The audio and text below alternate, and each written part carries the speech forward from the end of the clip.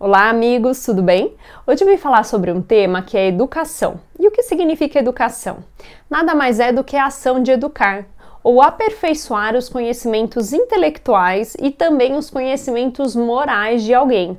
E quando a gente pensa em educação, logo a gente remete à educação formal, que é aquela que é dada na escola, né?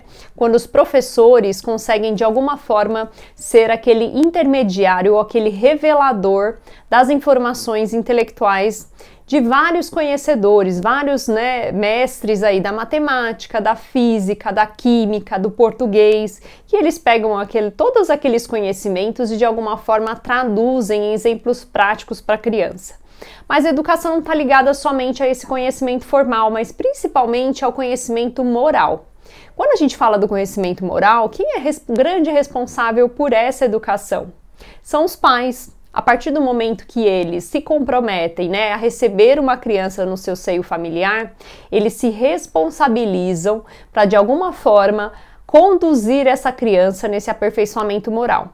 E ele acontece logo nos primeiros anos, naquela idade entre os 0 e 7 anos, que a criança, de alguma forma, aquele espírito que está sendo recebido em casa, tem uma maior sensibilidade de aceitação de determinadas questões e que os pais conseguem, de alguma forma, moldar essas imperfeições no ambiente familiar.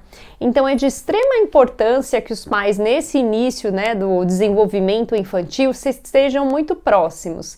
E muitos pais, à medida do tempo, se dão muita liberdade para essa criança, e não conseguem, de alguma forma, acompanhar essas imperfeições ou essas tendências que esse espírito traz logo na primeira infância, no início desse desenvolvimento, e esses pais não conseguem de alguma forma moldar essa criança e pontuar quando necessário essas imperfeições, essa criança acaba trazendo para a idade adulta esses pontos que precisam ainda ser trabalhados. Então é fundamental que os pais nesse período estejam próximos da criança para de alguma forma conseguir orientar e dar o exemplo para a criança do que deve ser feito.